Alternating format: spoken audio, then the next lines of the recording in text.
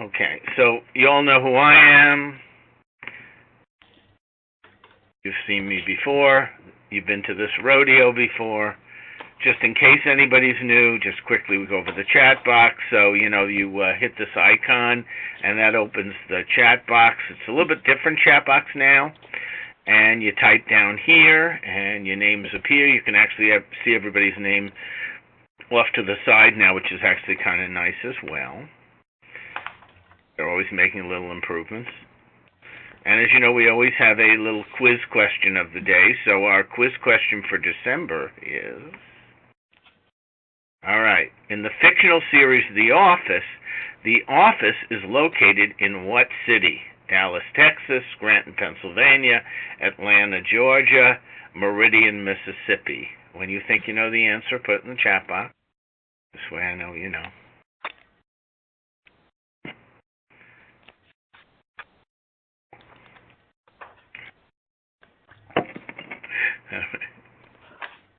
Actually, Karen, I don't watch the show either, but I happen to know the answer to this anyway. Right. And the answer is Scranton, Pennsylvania, which is actually only about 50 miles from where I am. I pass through it. I'll be passing through it tomorrow on my way south. So, yes, obviously it's fictional. I don't think they actually shoot it in Scranton, but it is from Scranton, Pennsylvania. All right.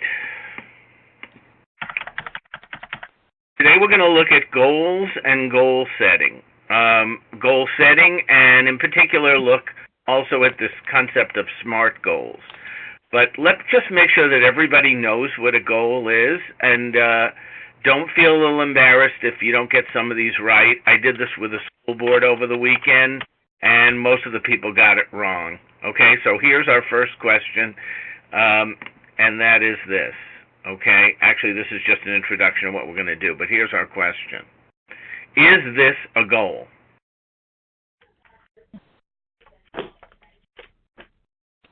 I want to lose weight. Goal or no goal? You think you know the answer? Write it in, yes or no. No goal.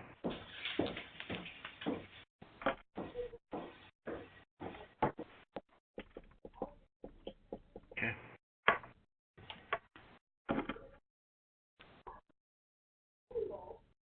Let's see who else is brave enough to answer. Let's see.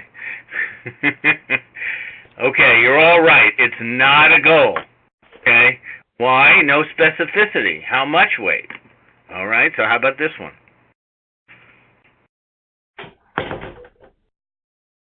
I want to lose 10 pounds. Is that a goal? Yes or no?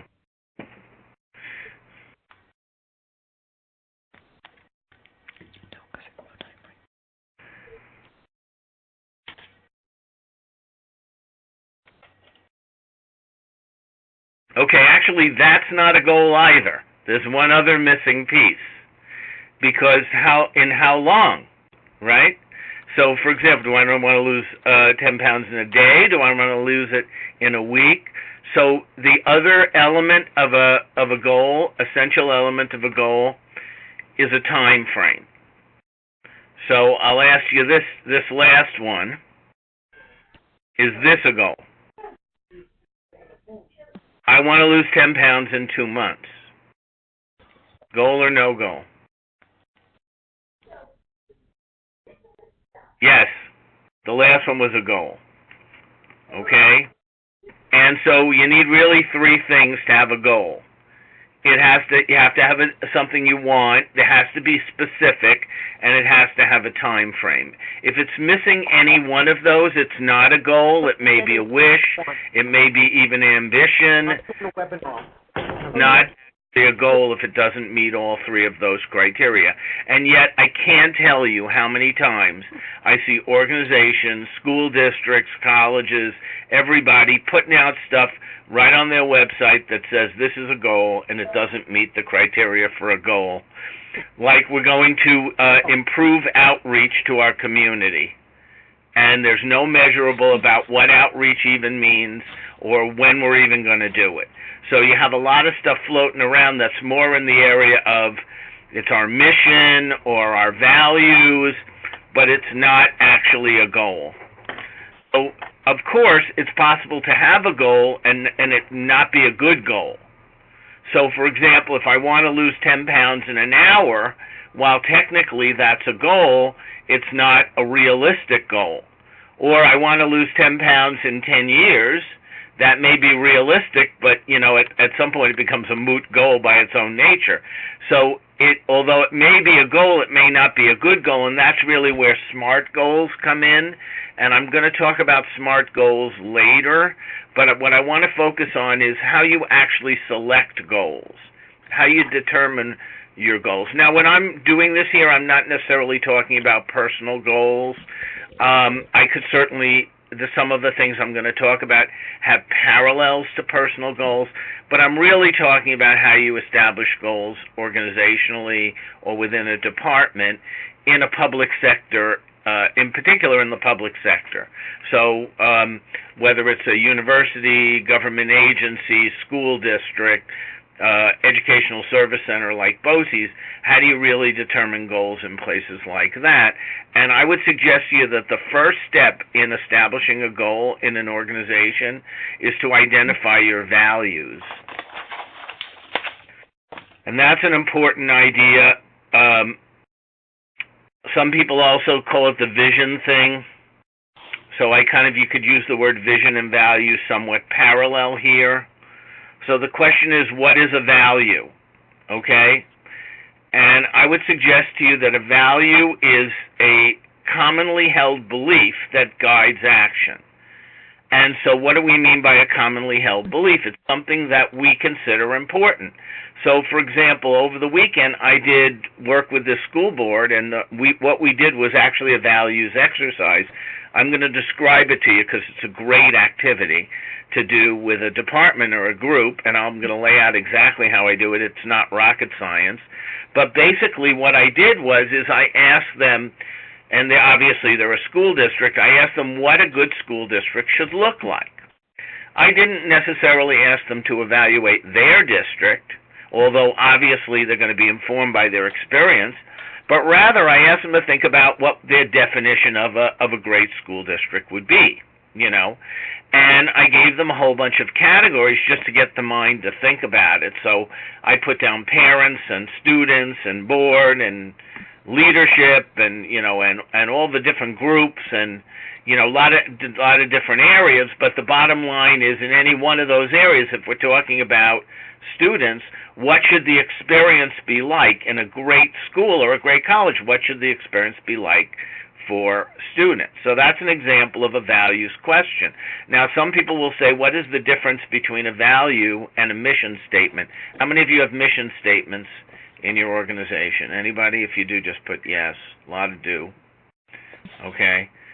So I would say that mission statements is an attempt to encapsulate at least some of the essence of our values. But I would also say that, sometimes a mission statement can be not so great, because in the attempt to produce something that you can, what I call it, the ultimate run-on sentence, we may miss a lot of important points. So when I work with groups, I tell them, don't be constrained by what you're going to be able to write in one sentence. We could possibly have dozens of values, Oh, it's no problem, Gail. Yeah. So we could have dozens of values, and we could have values for an organization. We could have values for a department. So, for example, I worked with a facilities department recently, and we talked about one of our values being that we fix things right.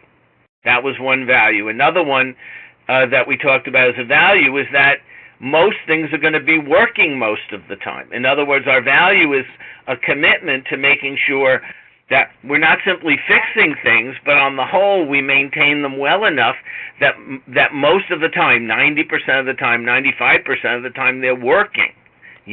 So those would be examples of values. So I'll first tell you just why values are important and what is the relationship between goals and values. But people that pick goals without really thinking about the values are really out of the context, or the goals are really being picked from people on high, someone else's values. But I think this is a worthwhile undertaking if you really want to look at improvement in any area, whether you're talking about a whole organization or an individual department, or even what a few of us do. So what I like to say is, values form the basis for goals. They're not goals in of themselves, and I'm going to talk to you about the relationship between values and the goals, but they're the reason for having a goal. I mean, if something is not a value, why should we put an effort into making it better? If something is a value and we're falling short, how could we not want to improve it? So I would say that values are the why and goals are the how. That's probably the simplest way to put it. Values being the why and the goals being the how. So the question is, how do you identify values? And I gave you a little hint on it, but I want to just fill in a little bit more about how I do it. This is my process, and I'll share it with you. It's very easy to do for a department. If we were doing an on-site training, I probably would have just done it with you, but I can't pass papers through the computer to you, so I'll just kind of have to tell you how I do it. And basically what I do is I ask this basic question. Now, I may break it down a little bit more, so if I'm doing what does a good department look like, I might pick some areas to look at, not just simply that general question, but basically that's the question. In a great college, school, district, BOCES, what do things look like? And then the way I actually do it, and I think this is just as important as a process, is I give everybody Post-it notes, because I think it's really important for people to work individually first, and I'll tell you why. If I get a group of people together and I just let them start talking, whoever begins first their first idea, everybody's mind tracks to that, and we don't collect as much information or the totality as I might collect if I ask everybody to work individually. So this is a common, just process thing. I'll have people put their eyes down individually, and then we'll sort it. So I tell people, and I give them sheets just with little blocks to put in their area. So if we're looking at things like a school district, it might be students, parents, community, same thing with a college, faculty, etc., facilities, and I just have a place that's big enough to put the Post-its, kind of like a parking lot. What I tell people is, please only write one idea per Post-it, because the goal here is to sort them, and if you don't sort them, if you put like 5 of them on one, I can't sort them later. So I just tell you, write your ideas on these Post-its, and then I have people getting up in small groups, usually 3 or 4, and I'll have flip chart paper around the room with the different categories written. Usually I put 2 on a page to save space. And I'll have them get up and read their Post-its to each other. And the rule is you can ask for clarification, but you're not allowed to debate whether that's correct. That's not for this part of the process. And I often tell people, bring your Post-its with you, because sometimes you'll get an idea from somebody's idea as well. So I tell them it's not over when we begin. If you get sparked with an idea, you can always add it later. And then what we do is we populate these sheets, and then I have them sort them, and we see if common themes arise, and then we try to maybe wordsmith some common ones together, and that's how we identify our values. So let me just stop. Any questions on that? You all understand what values are and how you would go about, how should we say, collecting your common values? Everybody okay? Okay, good. So now once we do that, these become, you could think of them as our mission statement, our mantras. By the way, if we see that a few rise to the top, there's a lot of passion about a bunch of them, and we don't have a mission statement, maybe there's the starting for our mission statement, and all we really need to do is figure out a way to weave them together. Or we could do what I've done with some organizations, which is that we have kind of a broad mission statement, and then we have bullets underneath them that include a fair amount of the values. But these are values. It's important to understand that not a one of these are a goal. They are values, and this is where I think some districts go a little awry, and even colleges. I see this stuff being called, but actually it's values, values So they'll list these all, treating every student as valued and important. That's not a goal. That's a value. Okay? So then the question becomes, what's the relationship between values and goals? What's the connection? And I would suggest to you there's three of them. Okay? So I'll kind of list them individually on slides, and then I'll explain each one. So if we have a value and we're meeting it, and our stakeholders, and stakeholders could vary a lot depending on what organization you are, but it generally is, your public, your customers. If you are a state agency, it's the legislature. So all the people, who are decision makers or who would be in a position to judge you, including your community and your own staff. If you're meeting the goals and stakeholders know it, then there's the meeting the value. In other words, you've identified a value, and in taking an honest assessment of your operation, you're already really there. You're doing it already, and everybody knows about it, then there's really no need for a goal. Now, I'm the first one to admit sometimes the values we identify are aspirational. So, for example, if we're talking about providing top quality service to customers, one could argue you never meet it. You could always be better at it, so there's certainly an argument that it's never completely met. There's also a valid argument to say that if you're meeting it with such a high level of, say, in such a high way already, that maybe it's not worthwhile to put your effort into having a goal in that area since you're already meeting it. So whether it's aspirational or frankly it's being done, if you're doing it already, you're already meeting the value, there's no real need for a goal, especially if your stakeholders know about it. Okay, so let's take a look at the second situation. We have a value and we're falling short, or again, we feel it's an aspirational value where we never ever meet it, and it's important enough to continue to have it as a goal, like improving test score performance or things like retention, where we may have a very high level, but we're never going to hit 100%. So therefore, it's always going to be a goal. Then we want to have an operational goal, and that would be the basis for doing the goal. Now we can talk about what that goal should be, what's a realistic goal, but certainly that would seem to be a rationale for a goal. Okay, let's look at a little bit different situation. So here we have a value and we're meeting it, but our stakeholders don't know about it. Doing a very good job of it, but our public doesn't know. And I have lots of situations like that, Now I tend to work more with school districts than with universities. So here's a good example. I can give you a school example that just jumps out at me, but I'm sure it applies. So I have situations where I have a lot of parents very anxious. These are parents of elementary children that are very anxious about their kids entering into the middle school because they're reliving their own childhood where things were a little scary. And so they have a lot of anxiety about it. They don't know how carefully, by the way, I'll give you an example of a value that would be connected to that we very, very carefully transition students from elementary to middle school.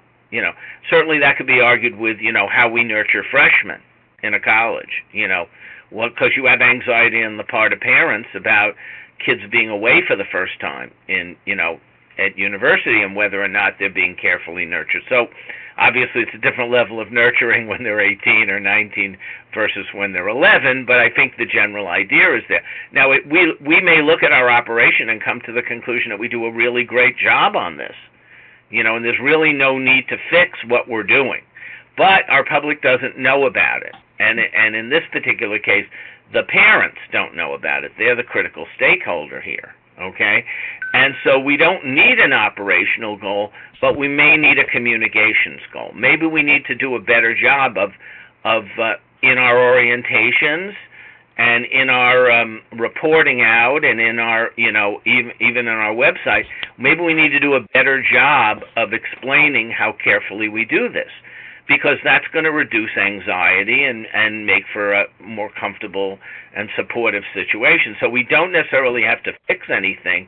We have to inform people about what we're already doing well. Does everybody understand the difference here between what I'm talking about in terms of an operational goal, where we feel like we have to change something, versus a communications goal, where essentially we're doing a good job of it, we're doing a good job of it, but our public doesn't know, or a critical stakeholder group doesn't know that we're doing it. Everybody clear on that? Just very clear, or yes, so I know.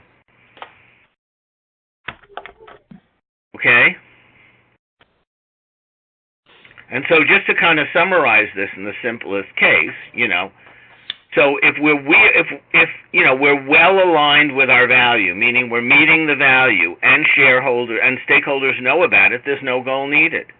If we're falling short, or it's an aspirational goal, meaning it's one you can never completely meet, then we need an operational goal.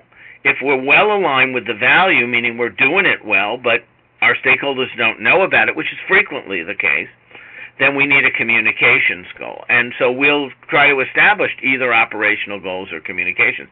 By the way, they're not mutually exclusive, because when I say we're falling short, it doesn't necessarily mean we're not doing a good job in some of those areas. We're just not quite meeting the value, so we can certainly communicate what we're doing well. That may not be known well, and talk about the areas where we want improvement as well.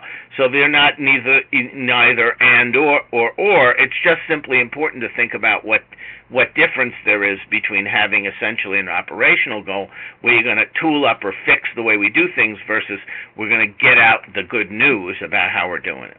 Everybody clear?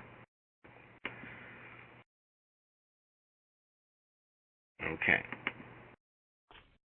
So let's see if you all can do this. This is your quiz time, okay? So you have to tell me whether or not these are values or goals. So I'll read them and then we'll do them. Staff should treat all students, parents, and each other with respect. Value or goal?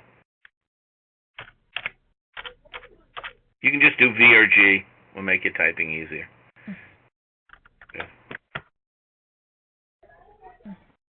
That's correct. It's a value, okay? It's not a goal, all right? College should be a positive, nurturing place. Value or goal? Value. Each student should be valued, and that's a hint, isn't it? And challenged to reach his or her potential. Value or goal?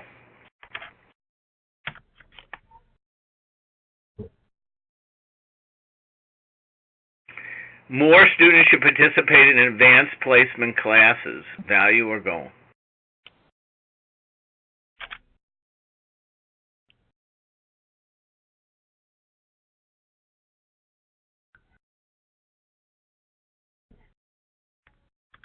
Actually, that's still a value.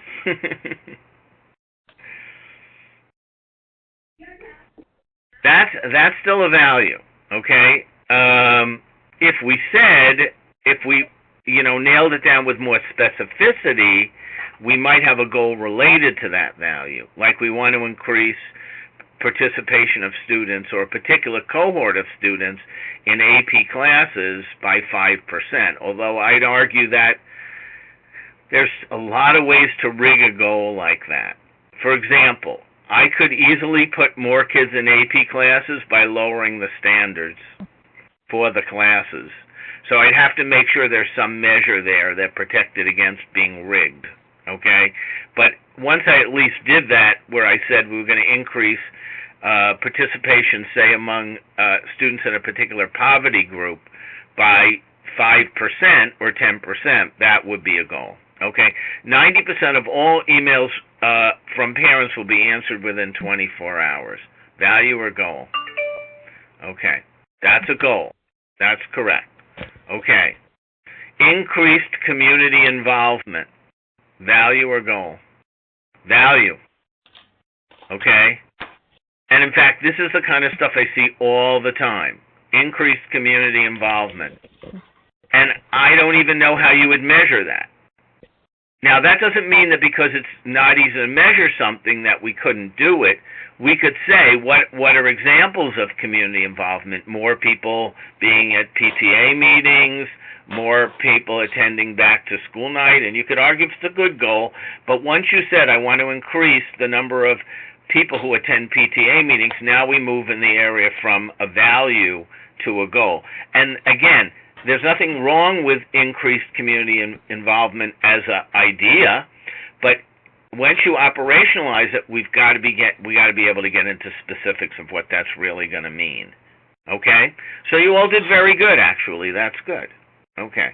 So now we're going to wade into something a little deeper here, okay, about goals. And I realize that this is probably way beyond what you would normally get if I was just doing a personal development session on goals. This is really for folks who work in the public sector and getting an understanding about how you plan goals for departments, for operations, even for some small unit you may be working with. So it's a little bit more, say, intellectually deep, but I think important to know. So I want to introduce just 3 interesting ideas. And by the way, I learned this years ago. It was a real eye-opener to me. I was doing work for the New York City Department of Homeless Services as a consultant doing training for middle managers, and they brought in a guy who was from the Wagner School of Management, which is probably one of the top government leadership programs in the country. So, you always hear about people wanting to become MBAs, but there actually is an equivalent on the public side called MPAs. So it's kind of a similar thing, but with a focus more on management and leadership in the public sector. It's actually a Master's of Public Administration rather than a Business Administration. And he was a professor in their MPA program, the program that trains people for top leadership positions in government, okay? And anyway, and government and private, public sector, etc. So anyway, one of the things he said in his lesson to us, and this was really an eye-opener for me, is he says you have to really look at 3 things: inputs, outputs, and outcomes. And he actually started out by saying something even simpler. He said what gets counted counts. He says, because we all are accountable for whatever measures we get judged on. He says, what gets counted counts, and often we count the wrong things. Or we count the things that are easier to count rather than the thing that is most important. And as a result, we make bad decisions, okay? Now, of course, in the private sector, some of that is a little simpler, not always, because often we're measuring profitability. But when you're trying to measure out, results in the public sector, if you measure the wrong thing, you may be focusing your effort in the wrong place. And so what he says is you have to look at all of these 3 things and really understand the difference between them, because they're not the same. And in particular, we're going to look at the difference between outputs and outcomes. So let me start with, just so you can get an idea of this, okay? So inputs are what you see on your budget. So if you have any organization like a school district or a university, and they do a budget report and it lists how much they spend on buildings and how much on staff and utilities, that's all in the area of inputs. So that's what input is: material, labor, buildings, etc. What's an output? That's activity. And in a minute, I'll give you an example that'll kind of make this really clear. And then what's an outcome? It's a result. So I have no illusions. You can't get outcomes without inputs and outputs. That's the only way you get outcomes. However, they're not the same thing. So let me give you just a very simple example of this so that we're all clear on what is the difference, okay? So this is providing tutoring for students, okay?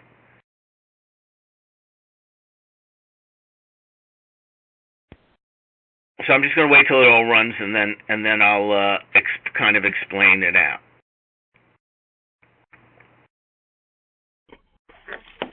and it's not terribly deep, but I think, as you'll see in a minute, it's easy to stop at the wrong spot.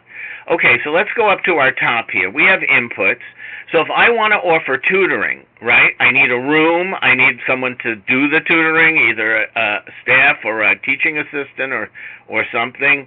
And I need, if I'm going to use resources and materials, I need resources and materials. Now, obviously, there's more to this. There's utilities, but all the stuff that you need to put in that place to make it happen. So what's the output?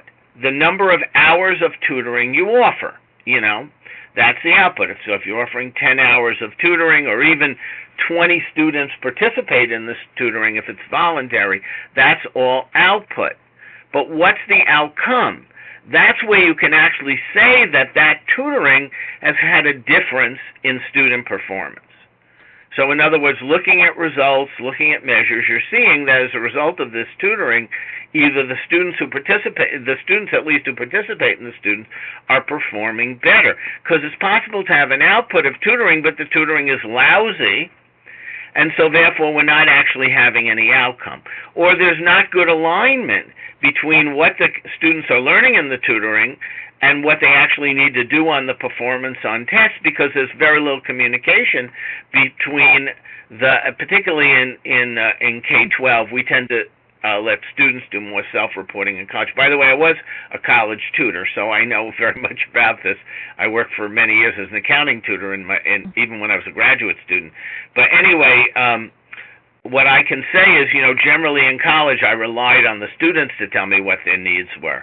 But maybe we don't have good communication between the tutor and the classroom teacher. So as a result, even though we have good outputs, we're not getting outcomes. So let me just stop. Does everybody understand at least the difference between outputs and outcomes?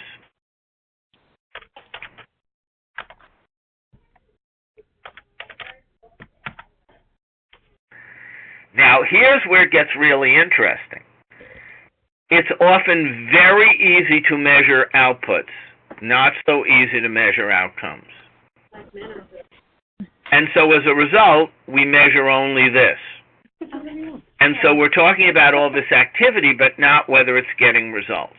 So I'll give you a little hint as if you can always tell whether something is an output or an outcome. First, it's what the public would care about. It's what your stakeholders would care about. Your stakeholders really don't care about how many hours of tutoring. They want to see results, okay? So if it's something where the customers would care about it, then it's an outcome. Also, anytime it's an outcome, you're always very clear over whether you want more or less of it, okay? So I'm going to give you just an example separate from this that got into a very interesting conversation over the weekend when I was working with the board, and I caught them, okay, on this. So I said to them, okay, so is having more students suspended or less students suspended an output or an outcome?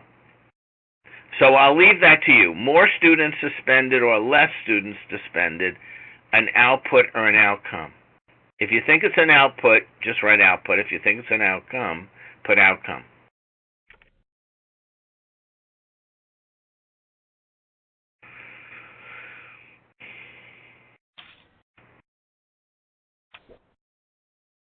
Nobody's got guts?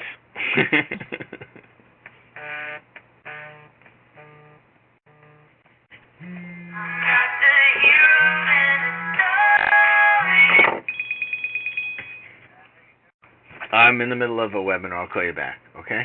All right. I forgot to shut my phone off. Okay. Okay, I've got one brave person, outcome. Everybody else is on the fence. Actually, it's an output. Okay, now let me show you why it's an output, okay? Do you really want more of it or less of it? By the way, this is the stuff we have to really, I realize I'm getting kind of deep here, okay? Okay? But, if you announce to a staff that you want fewer kids suspended, they'll simply do what? Suspend less of them. You tell them you want more kids suspended, they'll simply do what? Suspend more of them. If you're not sure if you want more or less of them, it's an output. Why do we suspend? It's a tool in doing what?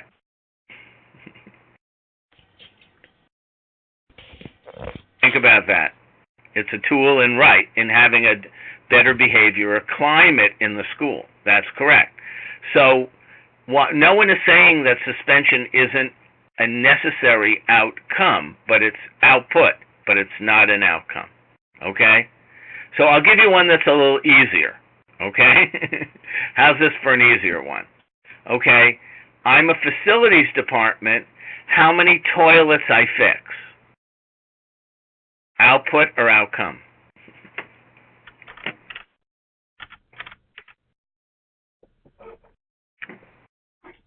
How many toilets I fix? Output or outcome?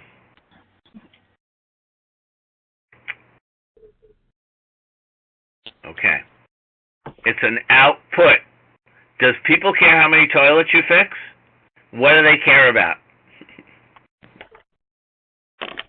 Anybody? That they work. Correct. It's how many that are working, right? And actually, no, it's not that they're fixed. Well, if you define it as that they're fixed, that they're working, you're right. Nobody cares how many you fix, because here's an example. Fixing them, maybe I fix them lousy. Maybe I use shoddy parts so they break again. So if I'm going to measure my output by how many I actually fixed, then if I don't fix them well, I'll be fixing them. Right, I saw that. That's why I, after initially reacting one way, I said that's what I thought you meant. Yeah. So, but you understand what I mean. No one cares about how many things you repair. They care about how many are in working order. So if you only look at activity, you miss the mark. Also, there may be other factors besides fixing that will determine whether they're working. For example, if I don't have good security, I might have them broken because people are not, I could argue in some areas I don't keep the door locked. I might have more people breaking stuff.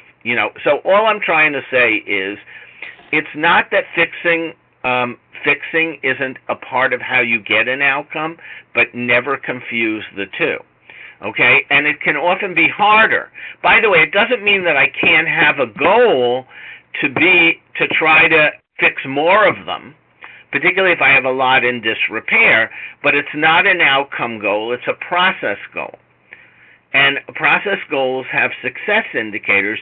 Outcome goals give us results. So they show us we're on the road, because after all, you can't get outcomes without outputs, but they're not the same thing.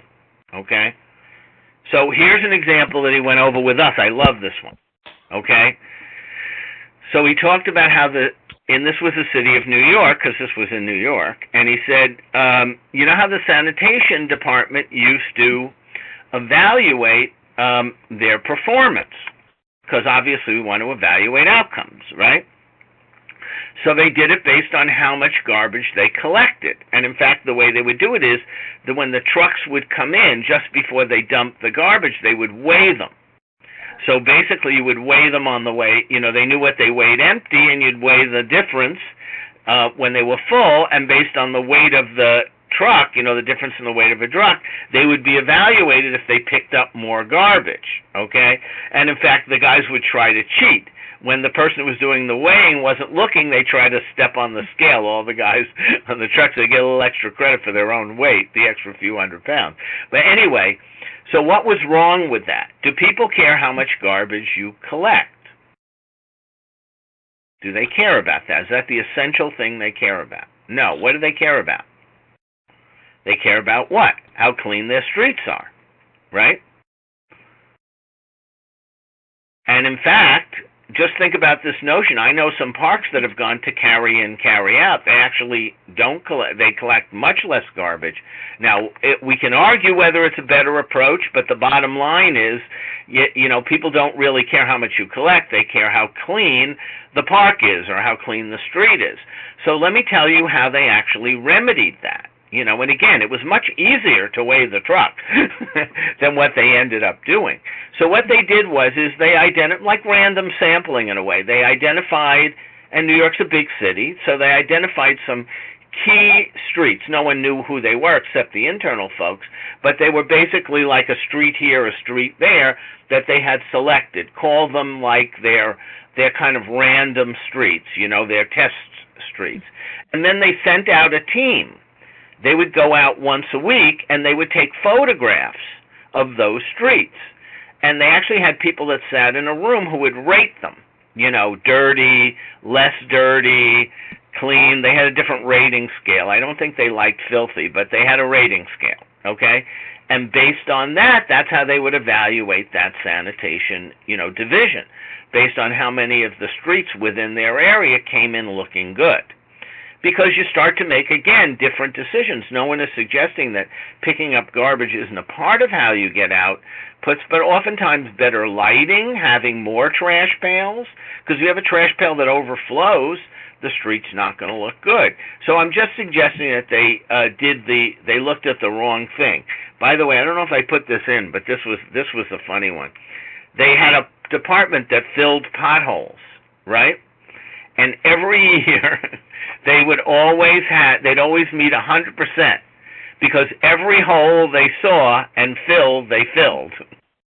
Meanwhile, the city was riddled with potholes, but they always gave themselves a very high rating. No one cares about how many you fill; they care about how many are left. So they had to change the way they measured. So now I have more of a school, college-related example. Okay, so broken soap dispensers. Okay. So fixing broken soap dispensers, is that a output or outcome? That's kind of like toilets in a way, so you all kind of get it. What is it? Output or outcome? Anyone? Output. Good. Excellent. So here's the interesting thing. Many of my school districts have work order systems. Colleges have them too. They have them for tech. They have work order systems, right? Your work order system will not tell you your outcomes. It will only tell you your outputs. So I've been working with one particular school district in our area. It's not important to name them, but we began to do walkthroughs. Where once a month we're taking a walk through the building. And because we recognize the only way we really can measure outcomes is by actually looking at what's in working order, not the level of activity that's coming off my work order system. Now, there again are a lot of other ways of measuring outcomes besides inspection. For example, if we wanted to know whether people are happy with tech, I wouldn't want to measure how many computers we repaired. I would want to measure, I might want to do some surveys of my stakeholders to find out how they felt were working.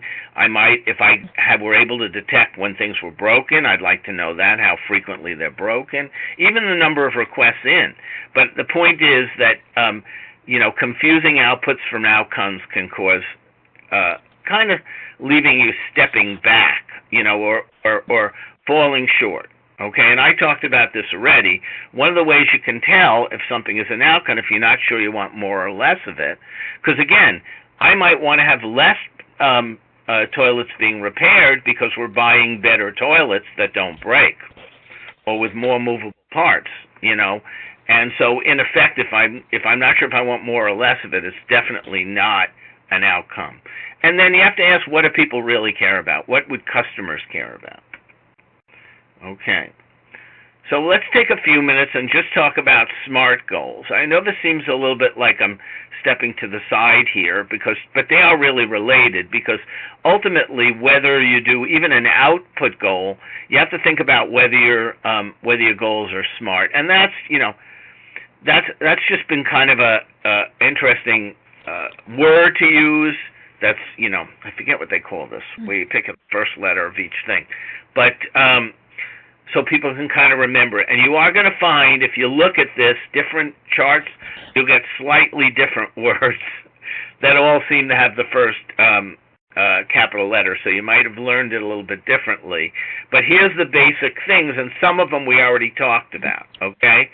I would say the S and the M we already talked about, okay?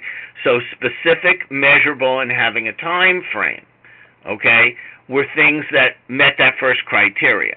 But there's two other ones that you have in order for goals to be SMART. They have to be achievable, and they have to be realistic. And in a way, those are kind of similar. So, for example, I want to lose 10 pounds in a day.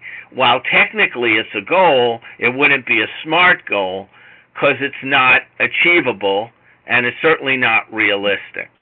So I see realistic and achievable as similar, but they may sometimes be different. So any questions on what a SMART goal is? So our goals not just need to be goals, they also need to be achievable and realistic. They're doable within the resources we have, within the capacity we have.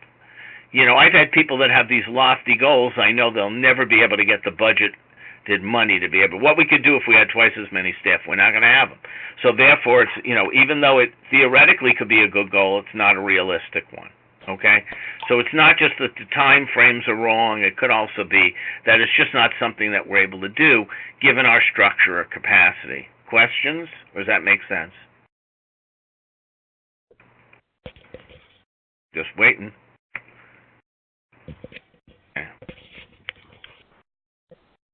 So again, just a little bit confusion about different types of goals. So if a goal is related to achieving an output, it's a process goal or an output goal. If it's related to achieving an outcome, it's an outcome goal. And when I look at good plans, they should really contain process goals. So, for example, if we're trying to make an improvement in something, for example, if we're going to offer tutoring services, that's the ultimate goal may be to get improvements in achievement, but at some point, I still am going to need to have goals that I'm reporting. Like as of date, we started the tutoring. We're offering so much tutoring. So the fact that those are not our outcome goals doesn't mean they shouldn't be things we measure. We just shouldn't confuse them with, output goals with outcome goals. And I prefer, just so that there isn't confusion about the end result of them, to refer to process goals as success indicators. So, for example, if I put in place a new system, that even though that the outcome may be higher customer satisfaction, as reported, say, on my surveys, in order to be able to get that satisfaction, I have to put this new system in place. Like, for example, putting all of our forms online, that is a goal. It's a process goal. And so when those go online, I refer to them as a success indicator, in that they're an indication that I'm on the road to successfully meeting the outcome goal. Make sense? Okay, so let's see if you can figure out what kind of goal it is. Okay? So it's an outcome goal or an output goal, a process goal or an outcome goal. Update our department's manual of operations. Process goal or outcome goal? And again, if you want to abbreviate, I can read it. Okay. Good. All right. Create a Facebook page by January 2018, say for my department, or my division, or my operation. No, I'd still say that's a process goal. Really? Yeah, that's a process goal. Why?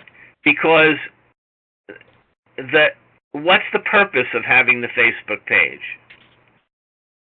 It's to try to do what? Improve communication with parents. So I would say it's probably a part of the mix of a bunch of related things. Okay? So I would still probably call it a process goal. And believe me, I'm not telling you that it's always so clear cut, but I would probably still put that in the category of a process goal. Okay? Conduct a cost efficiency study to determine if there are any possible cost savings on utilities, telephone, to be completed by 2017. Process goal or outcome goal?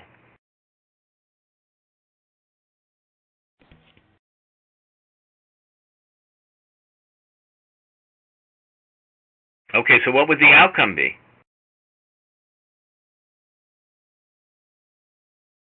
By the way, you are right. It is a process goal. But what would the outcome be? That we're having cost savings in telephone and utilities, right? Or determining that we're efficiently doing it if it turns out we're doing a good job, right? But in most cases, when you do a study, you usually determine ways to save some money, right? So it's the saving money. Okay, improve aggregate test scores in math and science by at least 2%. Output or outcome?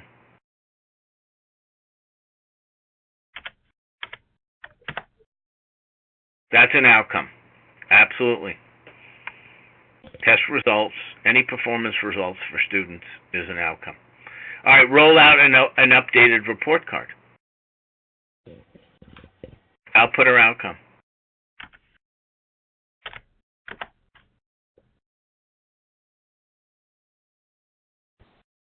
Okay, the report card would be an output. Okay? I would say the reason is because the purpose of, first of all, we don't even know if it's a good report card. Okay? So if we decided that our outcome goal was improved communication with parents regarding student performance, it's possible that this one process could be the one that gets us the outcome if it's done well, but it's still only a process goal. All right? Does that make sense? And maybe it will when we look at the next thing. Okay? Okay.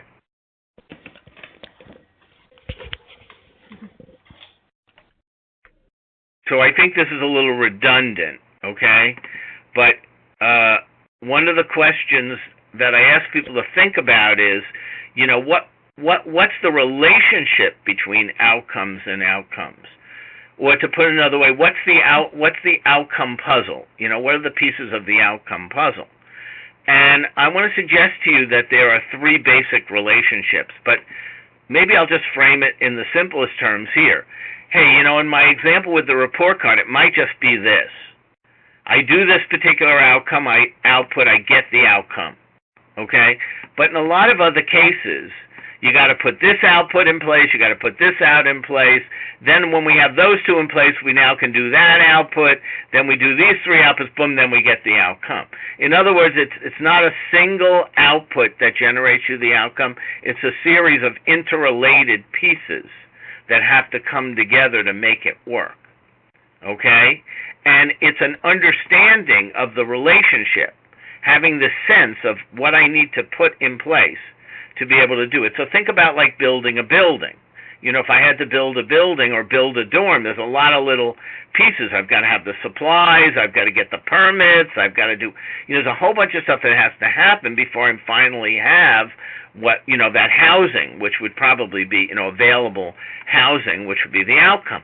So I'm just trying to point out, you know, it's not always a one-shot, one thing. Put effort here, you get it out on the other end. So one of the questions I'm often asked is, what's the essential relationships between outputs and outcomes? And I suggest there's three of them.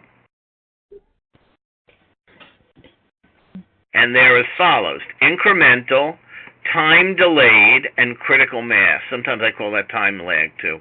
Incremental, time delayed, and critical mass. So let me explain a little bit of each, and a good example of this would be in an area involving student performance, right? So for example, if I have kids that are testing in the 3rd grade or 4th grade, and I provide extra help and assistance and tutoring to 3rd graders and 4th graders in the year, and as a result, I see improvements in test scores, that's incremental, meaning I put effort into this activity, and I got an immediate, and when I say immediate, I mean within the same time frame, within a year, I got some sort of kick out in terms of output. I got some improvement in output. Okay? Does that make sense? So, I would assume, I call this the low-hanging fruit. Why would you not take this if you can't get it? Okay? So if we're able to identify process goals that are going to generate us outcome right away, hey, go for it. Okay? But my argument is a lot of times we mine this. It's done. There's no more to get here. Okay? And so when we go to this next one, which is time delayed. So let me give you the hypothetical. Let's assume that and this is just the classic one I use. Let's assume that I recognize that if I want kids to do well on their third grade math scores or their third grade writing or reading scores, I have to do work in the kindergarten to get them ready. I have to, I need that running start of what we do in their first couple of years. If I can get them reading earlier and learning foundational math earlier, then I'm going to have a better shot that when they hit third grade, they're going to have all the skills they need to be successful. Everybody understand the idea? And that's a common sense idea, right? Well, here's the bottom line. If you put effort into the kindergarten, I don't care how much effort you put in kindergarten, you're not going to see the results on that state test for 3 years. Doesn't matter how great you did it. You have to wait till the kids march into that grade when they take that test. So if I'm now only being evaluated on what I do this year, then any effort I do, I'll be gone by the time it comes. Do you understand what I'm saying? So there's a lag between the point at which you put the effort in and you get the result. That's a time delayed. Okay? Does that make sense? Yes? No? You lost me. And then the last one's really the pain in the butt. Critical mass. So what critical mass, and that comes from the term, like atomic theories, the idea that you have to hit a certain point. If all these things are not in place, you never get the explosion. So the example I always give for that one is the manned space program. So obviously I'm simplifying this a lot, but if we think about the manned space program as essentially involving two different functions, those functions would be that we have to get a rocket up into space that can return to the Earth, and we have to have a livable environment for the astronauts. If I have a rocket that can go up and return but no livable environment, I don't get fewer flights, I get no flights. Until I have all of the pieces in place, you get nothing. So this is why it's so important to understand the pieces in a critical mass situation. Because I can be putting a lot of effort in. People say, well, we did that. How come it didn't work? Well, it didn't work because you didn't have all the pieces in place. So think about like pieces of a puzzle or threads in a tapestry. Until all the pieces are together, you don't get a result. So it's the harder way to go. Unfortunately, to really fix many of our more challenging problems, we are not going to be able to fix them just with an incremental hit with one thing. We're going to need to put all the pieces of the puzzle together. Does everybody understand at least that idea? Okay? And this is where I think success indicators go a long way. It could take me 3 years to hit a critical mass with something. Certainly if I'm building a building, it's going to take me a number of years, but that doesn't mean I couldn't have milestones of output goals that I've accomplished, like I got approval of the contract plans or we laid the foundation, that are things that are happening that I can measure as goals, but they're not outcome goals. They don't really become an outcome goal till we've got a building that students can, where we have a dorm, or where we have classrooms, or a bus garage, if it happens to be that. Okay, any questions so far? I'm going to wrap up in a minute, but so it's very rare that when you get into complex challenges, they have a linear, direct output to outcome solution. So we have to really think a bit. If we're really going to work on outcome goals, what are the pieces that need each one of these interrelated pieces? And by the way, that's a lot of my work that I've been doing, even on the individual department level. I've been doing a lot of work with departments on how to go paperless, how to have the ability to have more of our stakeholders fill out things paperless as well. Well, it's not as easy as it looks.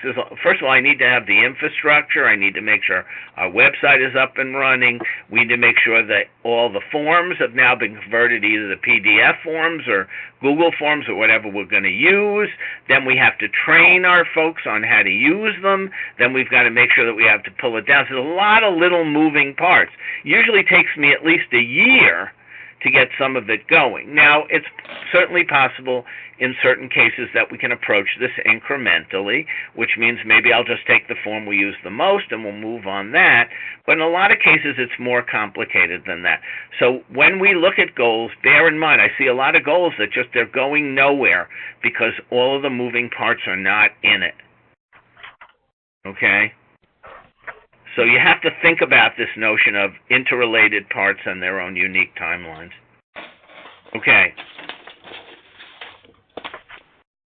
This is really an important idea. People should only be responsible for and evaluated on the part they can control. I see people being blamed all the time for things that are completely out of their control. So even though we may have an outcome goal, if I'm responsible for a process, I should be evaluated on whether I got my process done, my success indicator. Because it could very well be that where things went awry didn't happen because of me. They happened because somebody else didn't do their part. And so certainly leaders at the top need to be evaluated for outcome goals, but individual employees and even departments in some cases should only be evaluated on the parts they can control. Does that make sense? So if I'm responsible for putting the tutoring together and I get it done, I should get high marks, even if it turns out our test scores don't go up, because it couldn't necessarily be because of my tutoring. It could be of other things. All right? So what I'm saying is it's important to think broadly, think about what your outcomes are, but then also to think about planning incrementally and leveraging existing structures. And this is where this whole notion of achievability is really important. If we're just going to have these lofty goals, well, we don't have the budgets for them. I always ask people, what can we do within existing resources? Not because, we know that we're not necessarily be able. What we could do if we had everything, an extra $1 million, but at the end of the day, we don't have it. So I'd much rather we have more realistic, reasonable goals that are achievable within existing resources than pie-in-the-sky ideas we're not likely to do. So let me stop here. Just a thought on this. We're not doing goals while we're doing nothing else. We're often, I've heard people describe working in the public sector with goals. It's kind of like trying to build an airplane while you're flying it. So I think there has to be a recognition that most of us are not sitting around all day long just working on goals. We're busy putting out fires and solving problems. And so I have seen situations where the problem in the organization is not a lack of goals, it's too many goals. And generally I'm trying to limit goals to no more than 3 or 4 in an individual department for a year. If we've got a list of 22 goals, you can forget it. It's just not going to work. So I think just that's something else that's really important. Take your time. Better to have improvement that's slow and incremental than a whole bunch of stuff that's not really going to happen. Okay, I think I'm going to wrap up here because I ran over on time. Any last comment, question? Did you find this interesting? May not have been what you thought it would be, although I did send you the slides in advance. Anyone?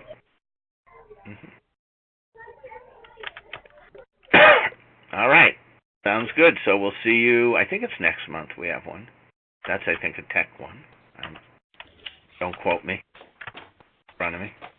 All right. You all have a wonderful holiday. For those of you in New York, hopefully it won't snow again. And, actually, I should say in Mississippi, you guys had snow last week. Hopefully we won't get any snow soon. And we'll see you in January. Thanks again for participating today. Have a great day.